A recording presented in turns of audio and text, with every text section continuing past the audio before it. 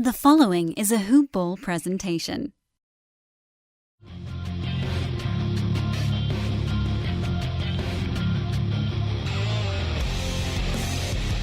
Welcome to the Fantasy NBA Today podcast. I suppose we better start the podcast with the big news of the weekend. Zaza Pachulia.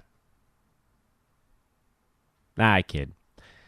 Although he did actually sign a contract. Zaza Pachulia, $2.4 million, one-year deal with the Detroit Pistons, and almost all-star, we need to call him. Zaza Pachulia will not be playing much this year. We're into a rough stretch here of free agent signings. The interesting one popping up here and there makes for much less addictive Twitter, for yours truly at the very least. And it makes for much less interesting podcasts. Oops, did I say that at the beginning of the show? Summer League, of course, rumbling along right now. Not spending a whole lot of time on that personally, which also means we're not going to spend much time on it on the podcast because I just don't think, go back to last Summer League. What did you guys actually learn from that nonsense? It didn't show us. It's a lot of really young guys, then it's goofy, it's ugly. It's an opportunity for fans of individual teams to get a look at some of their young guys, which is kind of cool. You know, for instance, I'm part of a trifecta here that runs our Lakers coverage at Hoopball, at Hoopball Lakers, if you feel so inclined. So to watch a game or two here and there and see the growth of a Josh Hart or to see Moritz Wagner, Svi, again, not even going to try to pronounce that last name, to see the young guys, it is kind of fun. And I know for Kings, they get to see their guys. We have Kings coverage here at Hoopball. That's why I picked that team. And everybody's got their guys that are running. But it's just not, it's not fantasy relevant, guys. It's just not. You can get a very small idea of what somebody's stat set might look like if they played only in garbage time, but it just doesn't translate like that. So apologies, but we're not going to spend time on it on the podcast. You know, we're like Frank Ntilikina is getting a boatload of buzz in Summer League right now. And we saw what that dude did when given some opportunity. It's not like it's been 5 years since the last time we saw a lot of these guys play. It's been like 2 months. 2.5, sorry, I know. I wasn't specific enough. Anyway, welcome to Fantasy NBA Today. I'm Dan Besbris. This is, of course, a Hoopball presentation. Go to hoop-ball.com for all of your off-season NBA fantasy and reality coverage. At Hoopball Fantasy, at Hoopball Tweets. I am, of course, at Dan Besbris on Twitter if you'd like to give me a follow. And please, if you feel so inclined, meaning if the spirit comes to you, give us a review. And now I can officially say I know for a fact we are available everywhere. We are everywhere, man. You can review us on any platform you want. I don't care what you pick, so long as it's borderline friendly. I don't even care about that. You can rip us apart. But we are available. Let's see, where are we? We're on iTunes. That's where everybody goes when they start. We've got the classic feed if you're just an RSS subscriber and you use some sort of reader to aggregate your stuff. That's old school, man, but I'm betting a couple of you out there do it that way. We're on Facebook. We're on YouTube. We're on Spotify. We're on iHeart. We're on Stitcher. We're on Google Play. I almost forgot about that one. We got a web page at Libsyn that I don't think anybody even knows about because, frankly, it's superfluous, but we've got it anyway. That's fantasynbatoday.hoopball.libsynpro.com. That's not easy to find. That's why I never give it on the show. The easiest way to find the podcast is to just follow the Hoopball Twitter accounts, my own personal Twitter account. Go to Hoopball and click on the podcast tab. Subscribe on iTunes or Google Play. Or YouTube, I guess. Those are probably the easiest ways. And I think I just listed like 6 easy ways to get the pod. And if you're listening already, you know those ways. But if you're relatively new to the show, that's how you can find us. I wasted time talking about how to find the podcast on a podcast. You've obviously found it. Stupid. Stupid, Dan. Okay. So, here's the plan. I'm not bringing the heat. It's not a fastball today. Today's an off-speed pitch. It's July 9th. Free agency is starting to show signs of wrapping up. It's not done yet. Make no mistake, there's still a handful of guys out there that haven't been signed that are fantasy relevant. Isaiah Thomas, fantasy relevant, depending on where he ends up. Marcus Smart, you guys know I kind of hate his game, but could be fantasy relevant. Shabazz Napier, I don't know. Maybe he ends up, or is that Shabazz? Shabazz Muhammad, Shabazz Napier, I think they pronounce them differently. We'll just call him Napier for now. If he ends up with a starting job somewhere, that could be relevant, but I don't think he will.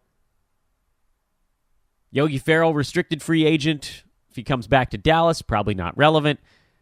Wayne Ellington, he actually was fantasy relevant last year. What if he ends up in a place where he can just camp out and shoot all day? Not good defensively, but you get the picture. Anyway, the list goes on and on. We did get a Zach LaVine signing over the weekend. Clint Capella, still floating around out there. Sounds like the Rockets are going to match any offer to Clint, but somebody could really put the Rockets way over the cap. So still a handful of names floating around. Not a ton. Make no mistake, just a couple. But they're out there. So what we're going to do here, and this is the plan I want to make. Sometimes we need to do a show where we just sort of set the stage for the next few weeks. It's July 9th, which means that we are, I believe the preseason starts on September 30th, which means that we're August, September, October. We're about 3 months right now from fantasy draft time. Most of you are not, and I'm not talking about dynasty leagues. Obviously, you have a different set of parameters going on. But most of you are going to be drafting around the first or second week of October. Some of you pushing it right up to the very start of the season. 3 months. And it's funny, too, because low tide for NBA is right after the finals end. Even though you got the draft coming up like a week later oftentimes, and then free agency. That's low tide. There's this weird little lull, and this year it started kind of before the finals because nobody cared at that point. And there's about 2 to 3 weeks where people kind of tune out the NBA, and then crazy stuff happens in early July, and people begin to tune back in again. And that's where we are right now. People are beginning to pay attention to the NBA again. When they hear stuff like LeBron James moving teams, it moves the needle. Which means that we now need to reflect that. Coasting time here on Fantasy NBA Today is done. It's time to get serious. Okay, well, how did we do that last year? Some of you may recall, if you're a longtime listener of the podcast, that we spent one show on every team in the NBA last season. Those of you that have been listening long-term or even a bit shorter-term might follow that up by saying, yeah, but Dan, you basically just did that the month of May. You spent the month of May doing a season in review for everybody in the league. Right. That was to get all of our chips properly organized, our ducks in a row. And now free agency happens and we have to reassess. Think back about how many times in May we did a show and, take the Cavaliers. That's an obvious example. We did a show where we're like, well, let's just assume that LeBron is gone. What does that mean for this team going into the season? What if he stays? You had to talk about a lot of different scenarios. We talked about what we'd be looking for when preseason rank numbers came out for the big box websites, namely Yahoo. ESPN also fallen into that category, but we'll be looking at the Yahoo numbers. And now we're going to start to get an idea of where guys actually belong. This is where the prep begins. Not necessarily today, per se, but very, very soon. So then we're going to do a sweep across the NBA one more time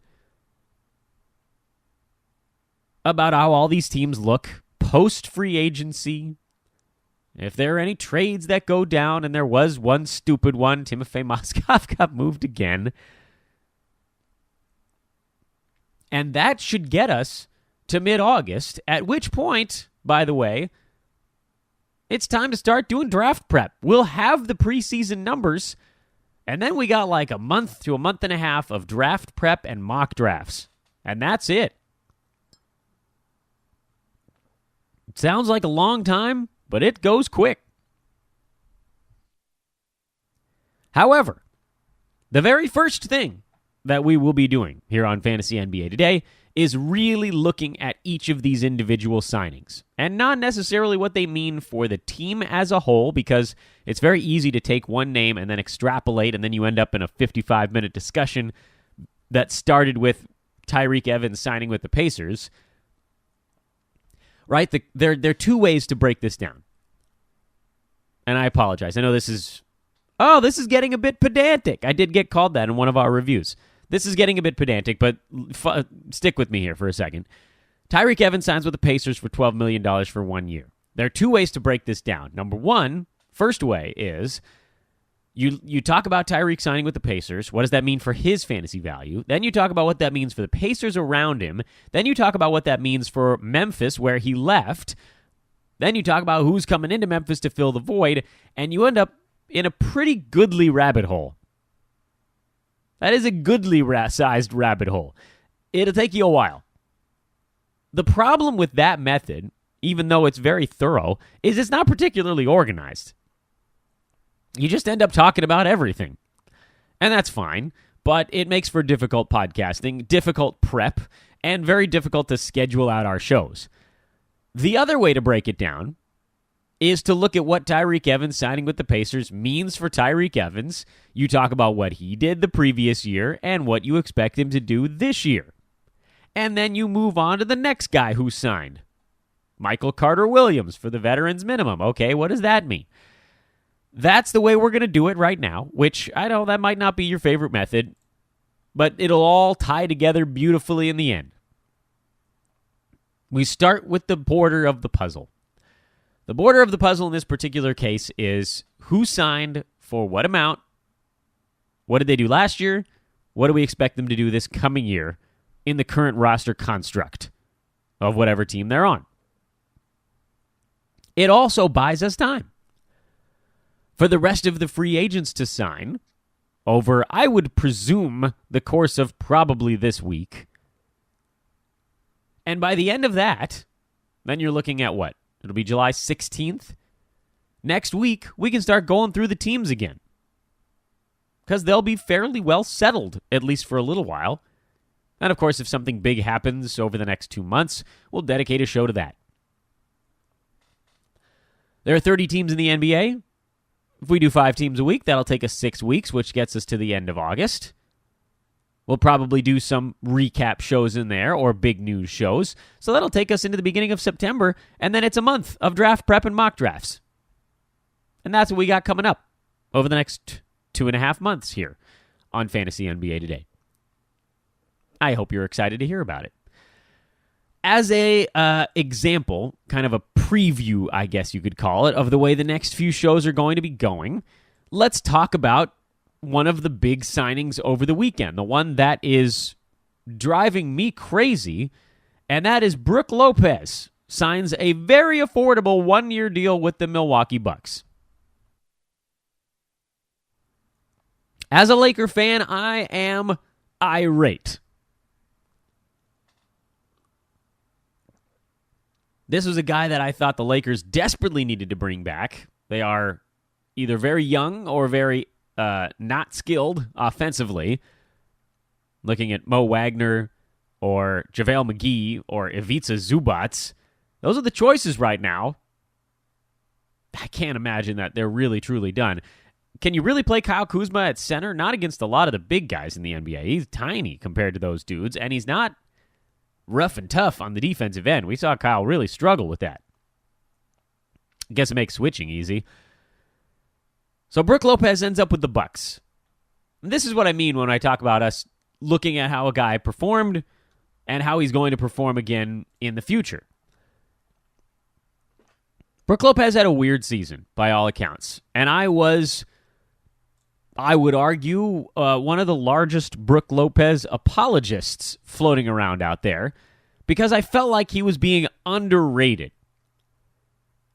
Last year he played in 74 of the 82 games for the Lakers. He had a bad ankle thing that he sort of toughed out. He only missed a couple of weeks with it. Averaged only 13 points a game, which was pretty darn low for Brook Lopez. 4 rebounds, crazy low for a center. 1.7 assists, 1.3 blocks, which is not bad, by the way, on 46.5% shooting, 70% at the free throw line. He had a weird season at the foul line. 1.5 3-pointers per game, and by what anybody would describe as a seriously down year. However, if you look at what Brook Lopez did, say, I guess you could go post-All-Star break, for somewhere in that neck of the woods. Remember, he had a video tribute at a game in Brooklyn. If you can go to the calendar and figure out exactly when the Lakers play the Brooklyn Nets this year. I don't have their schedule in front of me. But I think it was February. Late January, mid-February, something like that. He kind of flipped his wig. The previous game, he hit that breaking point where he just wasn't on the floor enough. And then the Lakers decided to play him. He averaged 27 minutes over the last 30 games of the year, averaged 15 points instead of 13 on 50% shooting and 1.8 3-pointers per game, and he was a top 75 guy in that iteration of Brook Lopez. So it's still in there. That's basically the point of all this. In Brooklyn, his last year with the Nets, he played 30 minutes per game. He took 15.5 shots per game, averaged 20.5 points. 20.5 points. 47% shooting. Obviously, a lot of shots from downtown, kind of weighing heavily on that. 1.7 blocks per game. I mean, this was a guy that was putting up top 40 stuff. Is he ever going to be that prolific again? I think the answer is no. But is he going to be as bad as what we saw the first half of this year with the Lakers? I think the answer to that is also no. Another reason I should say, because I've already listed a couple, another reason I'm so upset about this signing is that not only does it keep him away from my precious hometown Lakers, it also puts a little bit of a damper on the Ilyasova at center stuff that I had tossed out there last week, thinking, you know what, the Bucks are so challenged at center. I know John Henson was my secret love, but he just didn't come through for me this year. Finally got an opportunity and just decided to stop blocking shots. His offensive game is negligible. The Bucks defensively are always so out of position that it kind of doesn't matter that John Henson has long arms. I figured, you know what, you throw Ilyasova in there, he'll get himself in the right spot on defense, and that might help the rest of those guys more than a shot blocker. Well, now they brought in a giant dude who's actually kind of a shot blocker, is slow as molasses, but does protect the rim and can stretch the floor on offense, and Brook Lopez immediately becomes a better option at center. Depth is great if you're a fan of the team. I think he's a fantastic signing for the Milwaukee Bucks, but depth is our mortal enemy, our nemesis in the fantasy universe, because suddenly now the Bucks have a few options.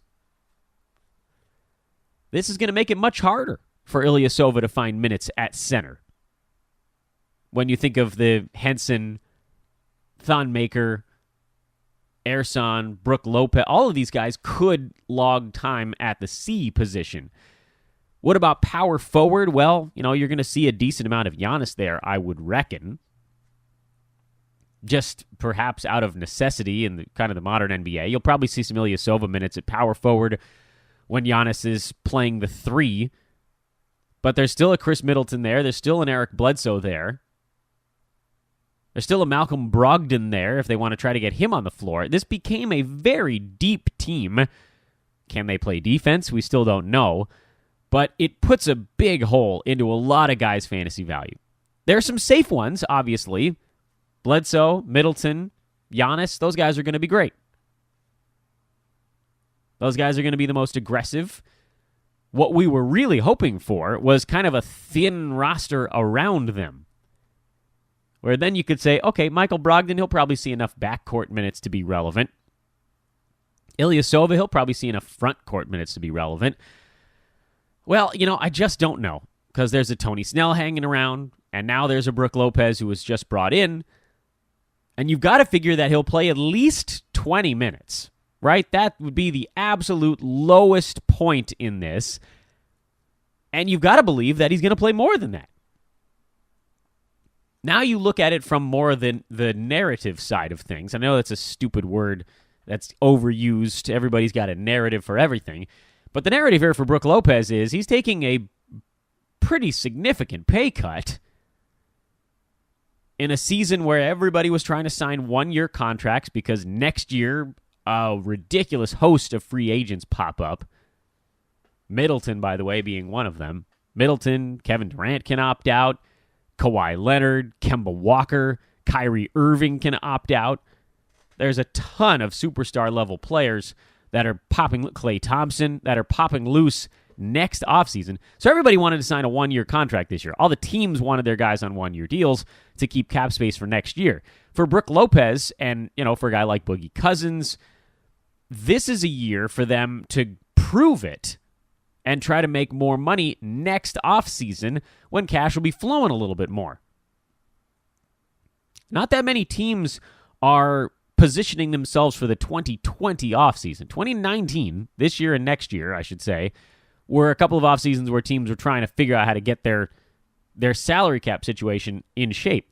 So for Lopez, I'm guessing, I don't know for sure, but I'm guessing that part of the reason he signed in Milwaukee is that they must have said, you're going to have an opportunity to put up some numbers and make yourself one more decent size paycheck. Brook Lopez is not a super young guy, but he's also not a woolly mammoth. He's 30. He just turned 30 like a month and a half ago, I think. So by all accounts, he's probably peaked in the NBA. Came into the league in 2008. And he'd been with the Nets that entire time. 4 years in New Jersey, by the way. And if you're Brook, I'm sure you're hoping for one more half-decent payday. It's never going to be like the 4-year, $100 million deals that some of the younger guys are garnering, or even dudes that are older. Like Chris Paul just made a boatload of money, and he's 3 years older than Brook Lopez. It's never going to be that big. But for Brook to take a contract of $3 and change million means, number one, nobody was willing to give him a multi-year deal. Very few teams are probably offering him even a one-year deal. Sounds like the Lakers probably offered him the minimum, would be my guess. And the Bucks. And I don't know. Maybe the contracts were very similar. Milwaukee said, look, you're going to be a guy that's on the floor. And the Lakers said, we're going to go small a lot. I don't know. I don't know the exact specifics behind how this whole thing went down. But what I do know is that a guy in his position, taking a very affordable one-year deal at the age of 30, who still has a lot of game left, by the way. He's not like winding it down. This isn't last year of career, Brook. This is, let's try to get things back on track, Brook, and get one more payday. I strongly believe someone in Milwaukee told Brook or his agent, hey, you sign with us, we're going to give you a chance to get out on that floor and play 25-plus minutes, take some shots, get up 11 shots a game or something like that, get your 15 points, get your 1.5 blocks, knock down your three-pointers, go make yourself a decent contract next offseason of, I don't know, like $8 to $10 million a year. So I do think there's some value in Brook. I think he's going to go very late in fantasy drafts this year because he's coming off a pretty crummy season. He is top 110 in 9 category, by the way. Worse than that in 8 cat because he only turned it over 1.3 times per game. He had a career low in free throw percent, career low field goal percent. I mean, everything was career low for him, even the percentages, and you can't really tie that to minutes played. He just was never fully comfortable. Didn't get it going until pretty late in the year. What did he salvage in that? Apparently not enough, and I'm guessing not nearly enough to salvage how fantasy owners look at him. This was a guy that was getting drafted inside the top 40, top 50 this year, put up a season that was about 6 rounds worse than that, and fantasy players don't forget. We are a vengeful people who hold a grudge, and that's beautiful, because if he's slipping down into that 80s and 90s range, he becomes a pretty awesome get at that point. Would I take him inside the top 70? Hard no. Hard no. He's not going to get enough shots. That's the bottom line. There just aren't enough shots to go around in Milwaukee.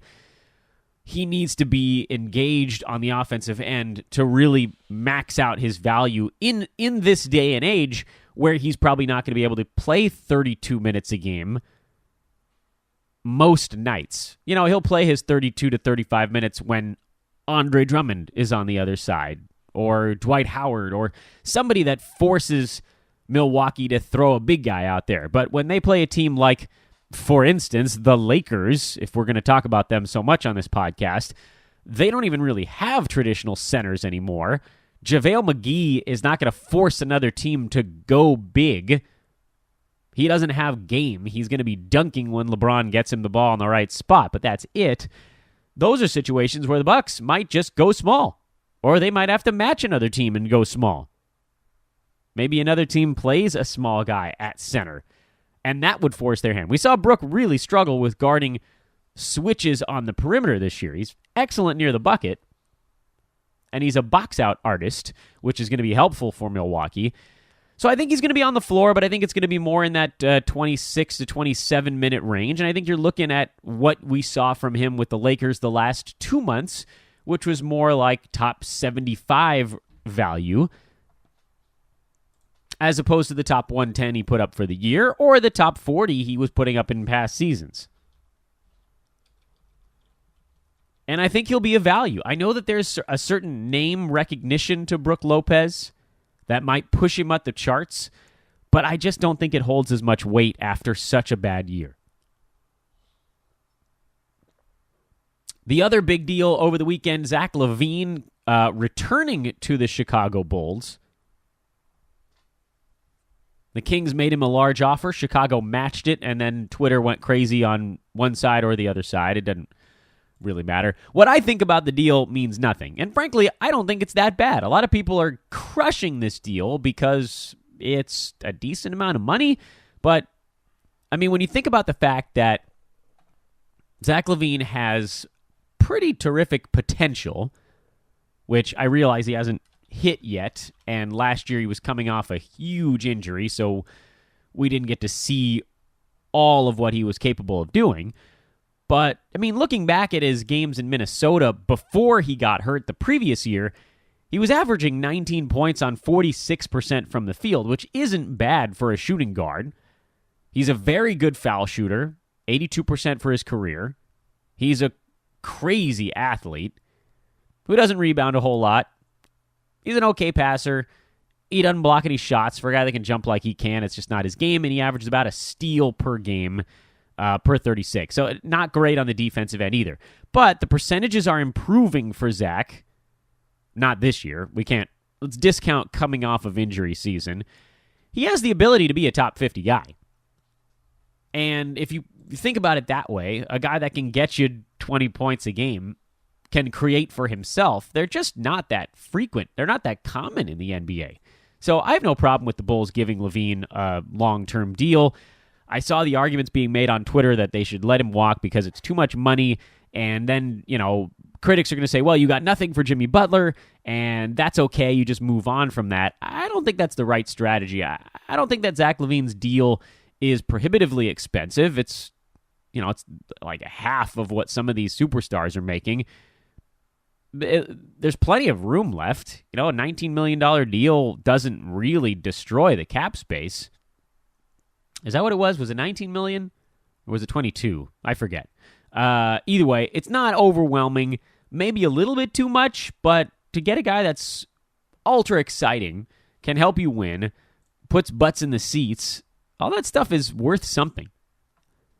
We talk about what their actual value on the court means from a money perspective, but Zach LaVine's a guy that can put people in a stadium. Anyway, he signed with Chicago. I have no idea where this dude is going to get drafted next year. I do not have the first foggy, stinking clue. I'd like to say that he'll go around number 50 based on what it looked like he was going to be able to do in Minnesota the previous year. I think he was, we can go back to the previous year and get a look at it, but I'm pretty sure he was sitting around top 60. Let's go to the tape. Yeah, he was number 62. He was number 62 in Minnesota with decent percentages, and he was the third option on that team. I would argue the third option on that. I mean, he took the third most shots on that iteration. And if you put him with Chicago now, which, I mean, you'd have to because that's the team he's on. If he's healthy, I could argue, the number one option on offense. Lauri Markkanen would have a case. Chris Dunn would have a case. Nobody else would have a case. I still think Zach LaVine would outshoot them. I think he would be the leading volume guy on offense. So take a top 60 guy and make him the number one option instead of the number 3 option. Absolutely, there's a world where he could get inside the top 50. Where is he going to be drafted? Oh, I don't have any idea. Because he was outside the top 150 this year because of awful percentage. He was a very high volume 38%er from the field who blocked no shots, who didn't really rebound, assisted just enough to be worthwhile, and was decent at the foul line. And that was basically all he brought to you this season, was a bad percentage, some points, and some free throw percent. But that's a number that can go up really fast.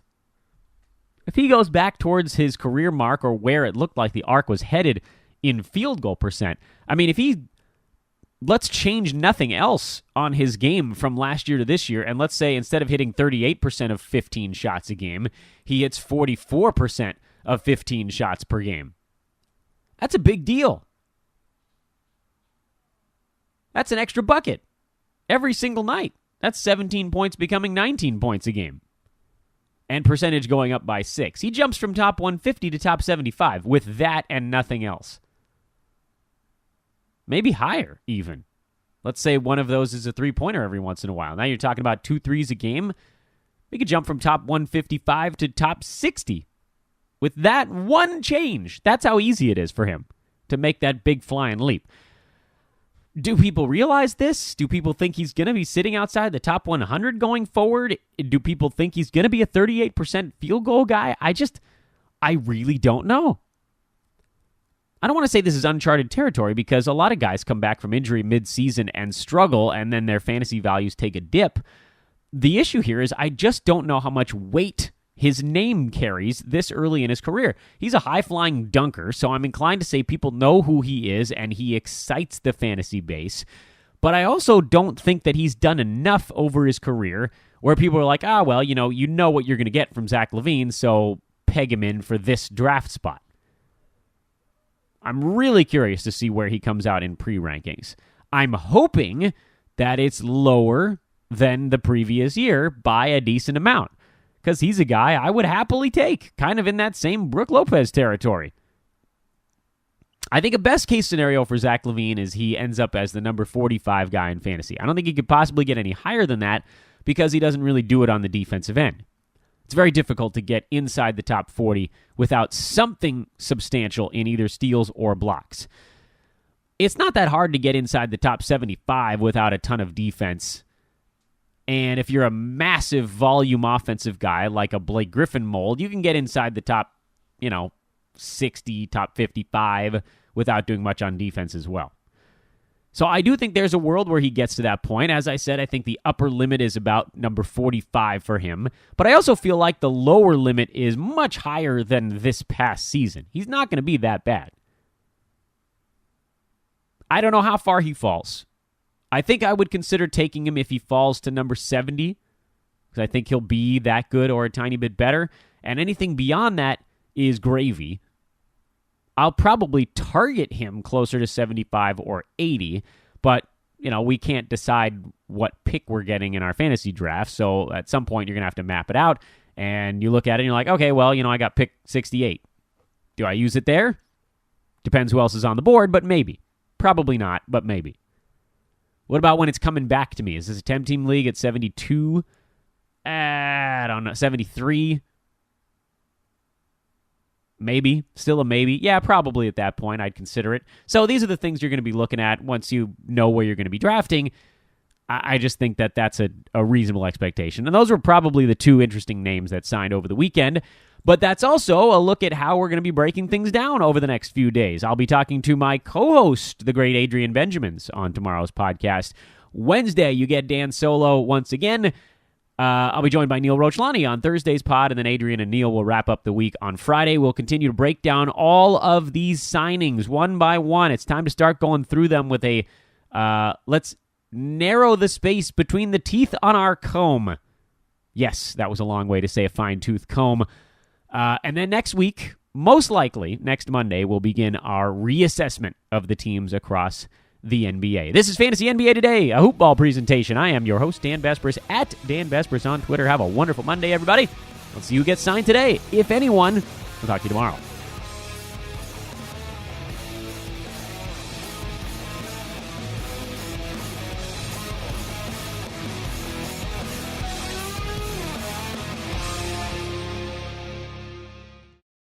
This has been a Hoop Ball presentation.